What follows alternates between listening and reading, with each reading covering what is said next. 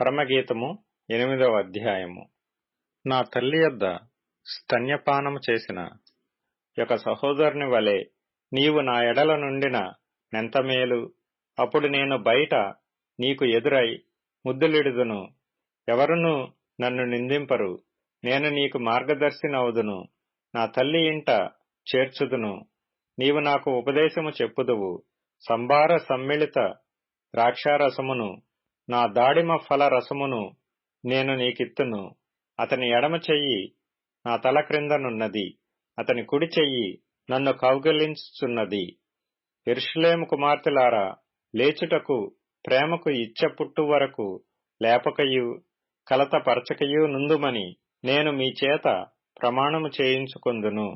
తన ప్రియుని మీద ఆనుకొని అరణ్య మార్గమున వచ్చునది ఎవతే? జల్దరు వృక్షము క్రింద నేను నిన్ను లేపితిని. అచట నీ తల్లికి నీ వలన ప్రసవ వేదన కలిగెను. నిన్ను కనిన తల్లి ఎచ్చటనే ప్రసవ వేదన పడెను. ప్రేమ మరణమంత బలవంతమైనది, ఈర్ష్య పాతాళమంత కఠోరమైనది. దాని జ్వాలలు అగ్ని జ్వాలా సమములు. అది యెహోవా పుట్టించు జ్వాల. నీ హృదయము మీద నన్ను నామాక్షరముగా ఉంచుము, నీ భుజమునకు నామాక్షరముగా నన్నుంచుము. అగాధ సముద్ర జలము ప్రేమను ఆర్పజాలదు, నదీ ప్రవాహములు దాని ముంచివేయజాలవు. ప్రేమకై ఒకడు తన స్వాస్థ్యమంతా ఇచ్చినను తిరస్కారముతో అతడు త్రోసివేయబడును.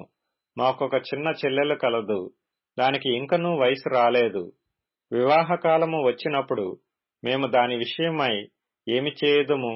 అది ప్రాకారము వంటి దాయన. మేము దానిపైన వెండి గోపురమొకటి కట్టుదుము. అది కవాటము వంటి దాయన. దేవదారు మ్రానుతో దానికి అడ్డులను కట్టుదుము. నేను ప్రాకారము వంటి దాననైతిని, నా కుచములు దుర్గములాయను. అందువలన అతని దృష్టికి నేను క్షేమము నొందదగిన దాననైతిని. బయలు హామోనునందు సొలొమోనుకొక ద్రాక్షావనము కలదు. అతడు దానిని కాపులకిచ్చెను. దాని ఫలములకు వచ్చుబడిగా ఒక్కొక్కడు 1000 రూపాయలు తేవలెను. నా ద్రాక్షావనము నా వశమున ఉన్నది. సొలొమోను ఆ 1000 రూపాయలు నీకే చెల్లును. దానిని కాపు చేయు వారికి 200 వచ్చును. ఉద్యానవనములలో పెంచబడిన దానా, నీ చెలికత్తెలు నీ స్వరము వినగోరుదురు. నన్నును దాని విననిమ్ము. నా ప్రియుడా, త్వరపడుము, లఘువైన ఇర్రివలె ఉండుము. గంధవర్గ వృక్ష పర్వతముల మీద గంతులు వేయు లేడి పిల్లవలే ఉండుము.